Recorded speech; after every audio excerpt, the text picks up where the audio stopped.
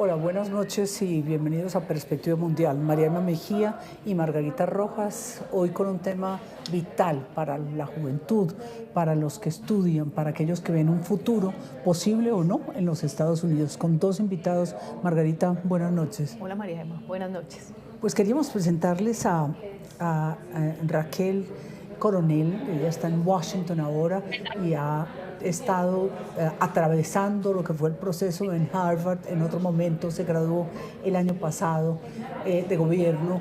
Y por el otro lado tenemos en Manizales a un académico, una persona que ha acompañado lo que es el desarrollo de los créditos universitarios a través de la Fundación Colfuturo.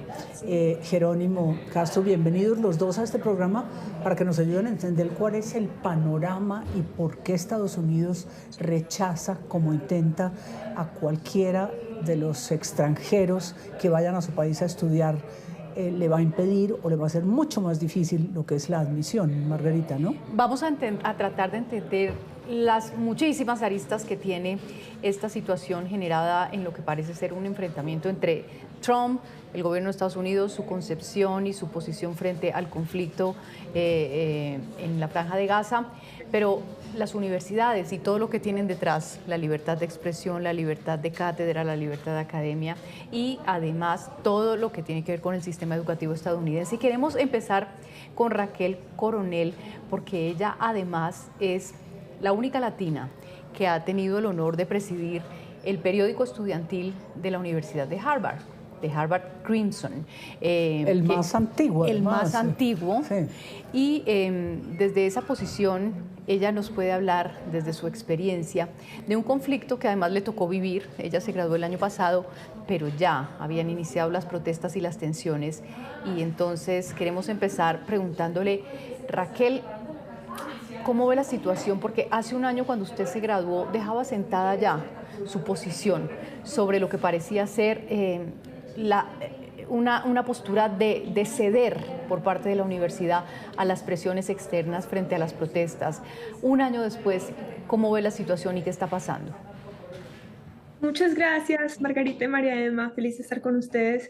Sí, es verdad, sí hay un lado positivo de todo lo que está pasando entre el conflicto entre la universidad y el gobierno de Trump.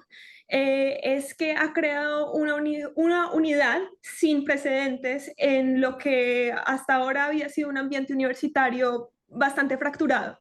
Hace un año, durante mi graduación en Harvard, más de 300 estudiantes se fueron del grado, salieron en protesta, y el rector Alan Garber fue abucheado, fue chiflado, digamos, por la multitud, por la decisión de la universidad en ese momento de retener los diplomas de 3 estudiantes que habían estado involucrados en protestas pro-palestinas. Pero ayer fue... Este minuto precisamente estamos mostrando las imágenes de ese ayer, de ese momento que fue completamente distinto, que pasa un año el anterior abucheado y ahora, ¿cómo fue lo de ayer tan emocionante? Fue completamente distinto, pues el rector Garber era el héroe del día. Es el único rector después de una universidad norteamericana en este momento que se ha resistido a las exigencias de la administración de Trump. Como les decía, fue abucheado ante la misma multitud hace tan solo un año, pero ayer recibió una ovación de pie de 1 minuto y elogios de muchos oradores que eran parte del programa del grado. Así que, como mínimo, la administración Trump logró algo que muchos rectores de la Universidad de Harvard y de muchas otras universidades no habían logrado, especialmente ahora que hay tantas protestas sobre la situación en Gaza, y pudo crear un sentido de unidad en el campus. Claro. Jerónimo, antes de que volvamos a hablar con Raquel y a ese momento tan emotivo, ¿cuál es la situación para los colombianos, para los estudiantes que atraviesan esa parte crediticia de intentar sacar un préstamo, de irse a estudiar a los Estados Unidos? ¿Cómo se ve desde aquí? ¿Cómo la percibe usted? ¿Cuál es su sensación de lo que puede estar sintiendo un joven que de pronto emprendió este camino y no lo va a poder hacer? Incertidumbre, digamos la palabra que resume lo que deben estar sintiendo seguramente es incertidumbre, mucha tristeza. Pensemos que los estudiantes internacionales son el eslabón más débil en toda esta disputa. Son estudiantes extranjeros que llegan a un país, que tienen una visa que se demuestra ahora que puede ser cancelada de una manera rápida, que han hecho un enorme esfuerzo por aprender un segundo idioma que no es el propio y un enorme esfuerzo económico. Nosotros en este momento tenemos 18 estudiantes de maestría en Harvard, 8 estudiantes de doctorado, 17 estudiantes que quieren ir en los próximos meses a iniciar sus programas y cerca de 500 estudiantes en todos los Estados Unidos, a los que se les suman 198 más este año. María Emma, la palabra es incertidumbre, yo creo que en muchos casos tristeza y sentido de vulnerabilidad. Total, no, estamos hablando de 1.100.000 estudiantes extranjeros en los Estados Unidos, Margarita. Sí, María Emma, de los cuales el 30% provienen de India y el 25% provienen de China. Y ahí estábamos viendo la reacción tan airada del gobierno chino, que ha salido abiertamente en defensa de los estudiantes, pidiendo respeto, digamos, por la dignidad de los estudiantes. Y desde esa perspectiva, Raquel, ¿cómo ves lo que está haciendo el gobierno de Estados Unidos? ¿Hasta dónde ha llegado este pulso y este nivel de, digamos, de intentos de reprimir lo que ellos consideran antisemitismo en las universidades? Sí, bueno, pues sabemos que el argumento de que esto es una respuesta al antisemitismo es un poco difícil pues, de creer en este momento, ya que, por ejemplo, algunos de los estudiantes que se verían impactados por esta decisión son estudiantes israelíes, que también ya no saben si van a poder terminar su tiempo en Harvard, si van a poder graduarse, y no tienen, como decía Jerónimo, tienen una incertidumbre completa sobre qué va a pasar ahora. Las universidades como Harvard han dicho que ellos reconocen que hay un problema de antisemitismo y que las protestas han creado mucha tensión en los campuses de las universidades, pero también han tomado pasos para mejorar la situación. Y sin embargo, por ejemplo, si comparamos la situación con la Universidad de Columbia, que sí le ha cedido a todas las demandas a Trump y que ha hecho todo lo que ha pedido el gobierno, ellos también se encuentran en una situación en la que no saben si van a poder tener universidades internacionales, estudiantes internacionales el semestre que viene. Entonces, no es claro si el antisemitismo en realidad es una justificación, pues, que tiene mucho sentido por lo que está pasando, de lo que está pasando. Y ahí se ven las imágenes del año pasado, Raquel y Jerónimo, estamos viéndolas de lo que ocurrió pues en la Universidad de Harvard, en Columbia y en muchas otras. Quería preguntarle a los dos, empezando por Jerónimo, ¿qué pasa en Estados Unidos? ¿Cuál puede ser, independientemente de Trump, pero hay un trasfondo de esa derechización o de ese temor de que ese sueño americano hay que volverlo más radical, más de derechas y se les estaba yendo muy a la izquierda? Pues María Emma, el conocimiento, la investigación son complejas, exigen un esfuerzo, es difuso lo que se estudia y no hay respuestas que sean contundentes. Las personas están a la búsqueda de respuestas contundentes, sencillas de entender, de mensajes a los que se puedan adherir. Entonces tú tienes una historia de varios siglos de construcción de unas instituciones y que se descomponen y se destruyen en un tiempo muy cortico. Es esa tensión entre lo que es complejo, que es lo que las universidades buscan entender, con falencias, con discusiones, con desaciertos, pero con un constante deseo de entender, de explicar, de crear, y un público que es cada vez más impaciente y que necesita respuestas más rápidas. Yo creo que eso es lo que está básicamente en tensión. Y obviamente las ideologías simplifican y conectan muy fácilmente, y eso es lo que está pasando de alguna manera. Digamos, tal vez las instituciones estaban un poco cerradas y ajenas o las personas las sentían ajenas frente a sus propias realidades. Pero ¿qué otra cosa, pregunto, puede esperarse de la academia, de la universidad, de la educación, de la investigación, sino una postura crítica frente a lo que está pasando, Raquel? Sí, bueno, pues hemos visto que hay, como decía antes, que hay varias universidades que han respuesto de una manera distinta. Columbia, por ejemplo, ha querido llevarle la corriente a Trump y tampoco ha tenido muy buenos resultados. Entonces, no se sabe exactamente cuál es la estrategia y cuál es la manera de lograr salir de esto, pues, intactos. Eh, y otro punto a destacar es que me parece a mí que está cobrando fuerza un movimiento antiintelectualista en Estados Unidos y entre algunos republicanos, entre el Partido Republicano. Justo hoy, por ejemplo, el presidente Trump declaró durante una conferencia de prensa con Elon Musk que una educación de Harvard es un desperdicio y que los fondos destinados a Harvard y universidades como Harvard deberían destinarse a escuelas de oficios para que la gente asista a construir motores para los cohetes de Elon Musk. Entonces, cabe preguntarse si lo que Trump imagina como el futuro de los estadounidenses se está convirtiendo, es convertirse en obreros de la construcción para Elon Musk o cómo se ve el futuro de la gente joven de este país. Raquel, pero usted que estudió gobierno, tiene una visión más global y estratégica. China, que es tal vez la guerra fundamental, ¿no?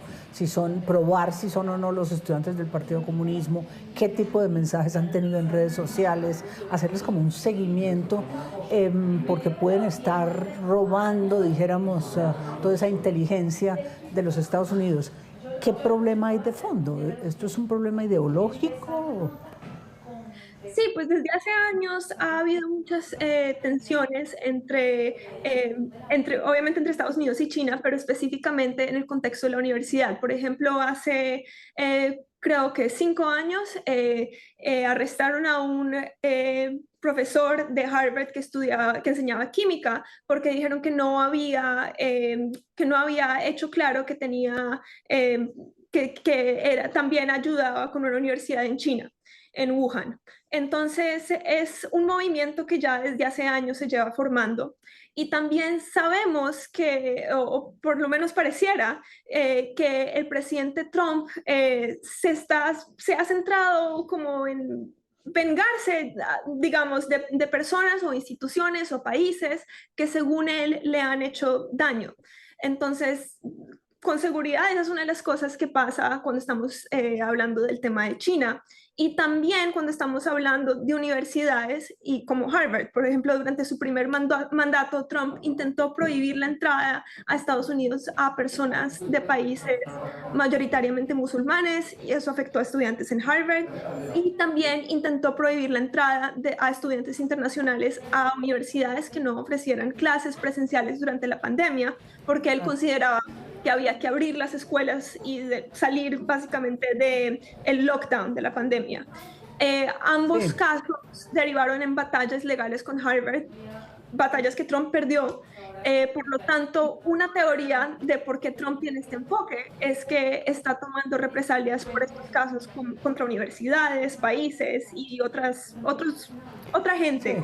Sí, él siempre se va como a los temas de él, ¿no? Alguien le hizo algo, entonces a ese alguien hay que contraatacarlo, pero con el futuro logra, o las universidades, un muchacho logra pagar, o una niña, tarifa completa, porque eso también va a ser una pérdida económica muy grande para las universidades y es el ingreso de los estudiantes extranjeros que no pagan tarifas locales, dijéramos regionales, sino una tarifa como extranjero, como doble, como plena, un impuesto adicional, pleno.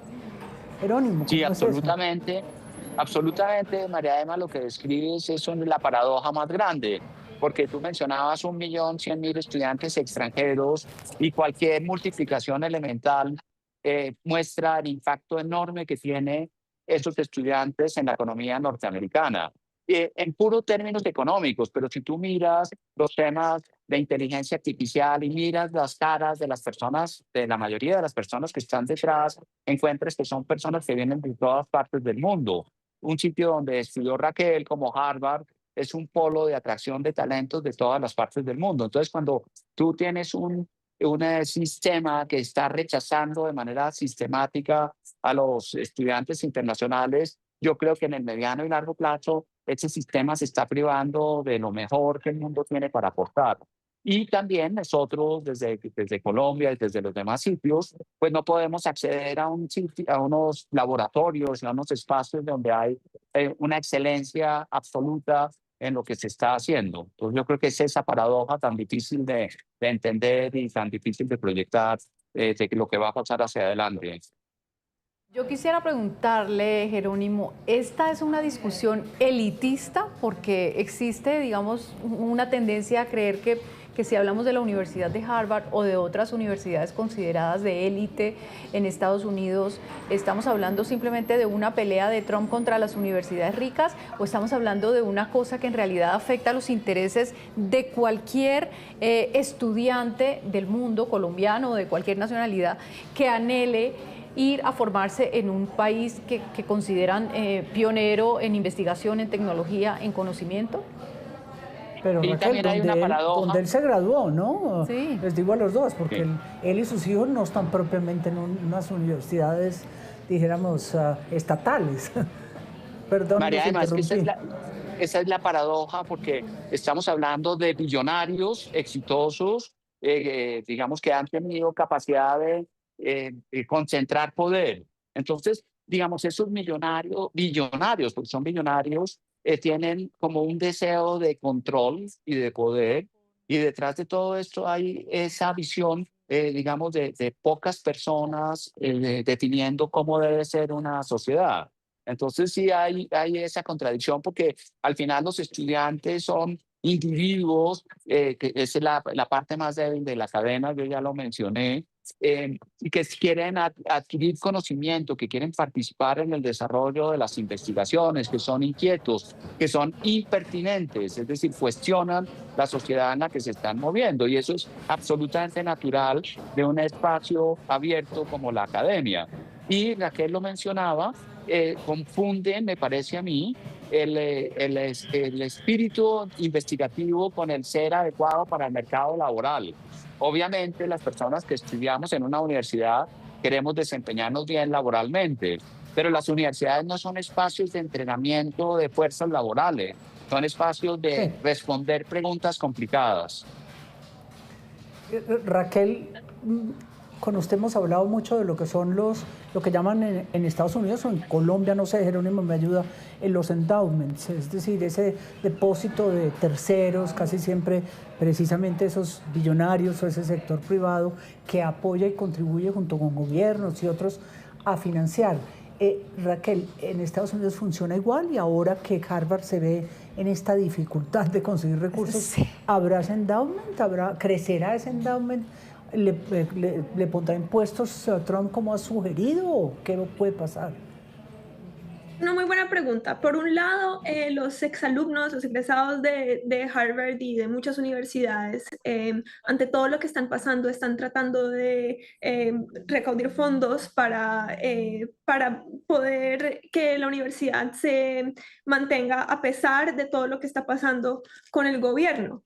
Pero esos fondos irían al endowment, como mencionabas, es lo que es decir, es un fondo permanente de dinero u otros activos entregado a una institución para apoyar la misión de esa institución.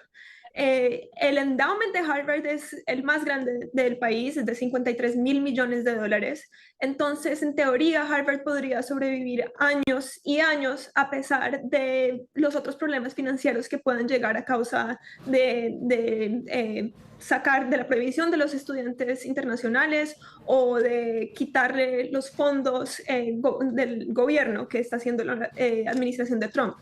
Pero, sin embargo, la propuesta obligaría, una propuesta Trump y que los republicanos están tratando de lograr es obligar a Harvard a pagar 21% sobre ese endowment.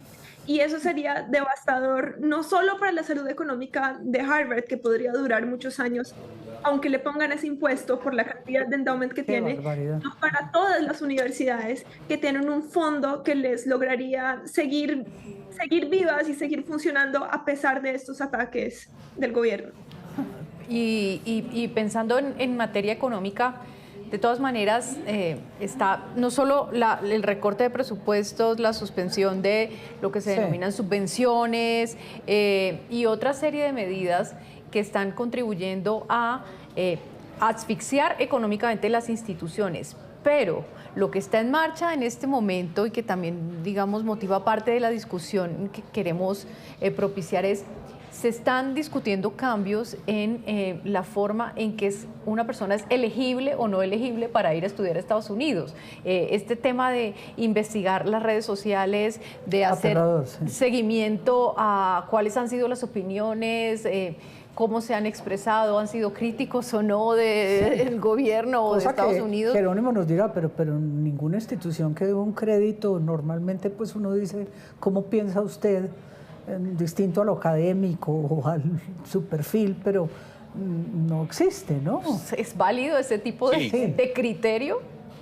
No, es tremendo porque todo el mundo comienza a pensar qué pone en el WhatsApp, cuál es la opinión que da, si cuando entre al país le van a mirar su teléfono y van a rechazar la entrada porque opinó algo, porque marchó en algo con lo que un gobierno no está de acuerdo. Y tal vez hay otra cosa que es existen otras oportunidades. Digamos, lo que yo veo es un movimiento y que el futuro lo vio. Digamos, nosotros queremos 5.000 estudiantes entre propios y de otras instituciones por fuera y hemos venido viendo una erosión en el interés de ir a los Estados Unidos. Yo no diría en el interés, sino en la angustia que genera tener esa incertidumbre para un proyecto que dura 18 meses, que dura 5 años, que es un doctorado. Entonces, yo creo que eso también es muy interesante mirarlo, porque hay un aspecto que es, digamos, si está uno hablando de los premios Nobel, de la investigación de punta, claramente las universidades norteamericanas tienen una ventaja enorme.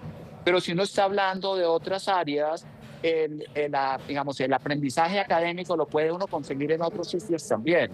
Entonces, de alguna manera, Estados Unidos está abriendo la puerta para que las personas consideren otros lugares del mundo para formarse.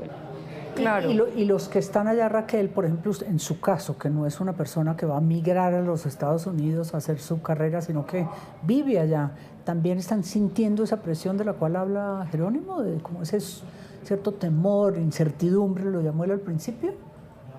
Sí, completamente, especialmente diría los estudiantes, los que siguen en Harvard, porque en realidad no se sabe cuáles son las reglas y cómo está funcionando el gobierno cuando está escogiendo a la gente que decide pues, poner en la mira. En este momento son los estudiantes internacionales, pero el día de mañana puede ser cualquier persona. Ya hemos visto casos que han deportado gente que era claro que tenían derecho a estar en Estados Unidos, que les habían dado permiso de estar en Estados Unidos, y aún así los están sacando del país. Entonces, un ataque contra la comunidad internacional igual es el principio de un ataque contra los ciudadanos de Estados Unidos. Entonces, diría que mucha gente, especialmente aquellos que están en las universidades y en sitios que Trump ha puesto en la mira, tienen un poco de miedo en este momento de qué va a suceder. Y digamos, en términos ideológicos, lo que hay detrás, por ejemplo, de la pelea con China, cuando anuncian cancelaciones o retiros de visados a estudiantes chinos, porque estamos hablando de más de 300.000 estudiantes chinos en Estados Unidos, pues bueno, claramente todos son del Partido Comunista, ¿no? Pues porque tienen que ser del Partido Comunista. O sea, lo que intento preguntar es hasta qué punto el tema ideológico puede llegar a cruzar este debate político y además llegar a condicionar lo que debería ser una libertad pues de cátedra y una libertad de expresión y una libertad de elegir qué pienso y qué estudio y ¿Y qué digo? Imaginémonos esos 300.000 personas en estadios. Son muchísimos estadios llenos de gente y la diversidad de intereses, opiniones, áreas de estudio, proyectos futuros y lo que significa que uno los ponga todos en un mismo postal y renuncie a formarlo, renuncie a tenerlos en su propio país, lo que eso significa, digamos, y el grado de hostilidad que eso significa. Y eso extiéndelo hablaban de 1.100.000 estudiantes al comienzo de la conversación. Entonces es muy fácil encontrar casos de personas que, entre comillas, no se comportan bien o no, y extenderle ese comportamiento a grandes poblaciones y después tomar decisiones que son como maximalistas en ese sentido y el daño que causan es enorme. No solo a esos estudiantes, sino a los proyectos en los que participaban, etcétera. Bueno, y si miramos el inverso, un poco la situación de aquellos latinoamericanos que están en los Estados Unidos, cuando uno escucha las propuestas, todavía propuestas, afortunadamente no son leyes ni decretos, de facturar, de ponerles aranceles a lo que son las remesas, probablemente no de estudiantes de Harvard, pero puede que de instituciones, de institutos tecnológicos o de trabajos comunes que mandan las remesas a casa. Eso también es algo, Raquel, que a usted le ha tocado en el diario vivir, una situación de temor de esa población migrante, inclusive la legal, como usted decía, que ya uno no sabe ni qué pensar. Claro, así es, o sea, pone en peligro y pone mucha incertidumbre sobre, o sea, por ejemplo, los estudiantes que también trabajan al mismo tiempo, que estudian, que la verdad había muchos de mis compañeros en Harvard que hacían lo mismo, que ahora no saben si eso sería posible. También los estudiantes que están, hay cierto permiso de los visados que lo dejan a uno seguir estudiando, perdón, trabajando después de graduarse, pero bajo el permiso de la universidad, es decir, es una extensión del visado estudiantil. Y ahora eso está en peligro y no es claro si va a poder continuar. Entonces, algunos estudiantes extranjeros que tenían planeado quedarse acá y probablemente sí ayudarle a sus familias en casa, ya no es claro si van a poder hacer eso.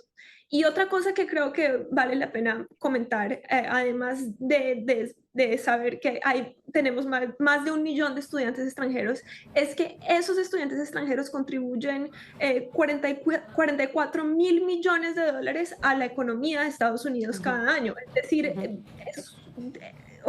es una cosa que en últimas también va a perjudicar el país y no es solo algo que va a perjudicar a los extranjeros. Entonces, no es claro cuál es la ideología, el cálculo o qué está pensando el gobierno cuando toma Pues, esta decisión.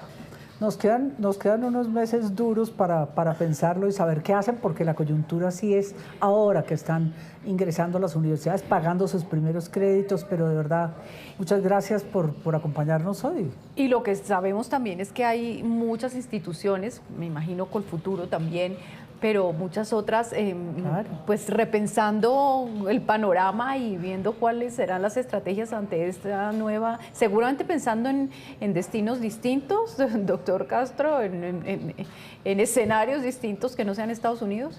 Claro. Pues nosotros siempre hemos sido como un puente y tratamos de ser lo menos predictivos hacia los estudiantes o, como se dice en inglés, patronizing, dirigirlos a dónde deben ir. Y lo que hemos visto es que los estudiantes mismos se están moviendo. Obviamente nosotros somos totalmente sensibles a esa preocupación que tienen los estudiantes y hemos adoptado un espíritu de flexibilidad para permitirles moverse, para entender que eventualmente algunos tendrán que suspender temporalmente sus programas de estudio. Pero lo que usted dice, yo lo había mencionado en una de mis respuestas anteriores, Sí. los estudiantes sí se preguntan dónde debo estar, dónde me siento bien recibido, dónde puedo desarrollar mi proyecto con tranquilidad. Pues de verdad muchas gracias a los dos, a Jerónimo Castro desde Manizales hoy, en un prestigioso proyecto de enviar estudiantes colombianos y otras nacionalidades de la región a distintos países, y a Raquel Coronel, que hoy está ya trabajando en Estados Unidos en Washington precisamente, en periodismo, por estos aportes y confiemos que las cosas para ambos sectores se mejoren, ¿no? Pues muchísimas gracias por sus opiniones y a ustedes muchísimas gracias también por acompañarnos. Los invitamos como siempre a nuestra cita semanal el próximo viernes a las 8 de la noche en Perspectiva Mundial. Muchas gracias.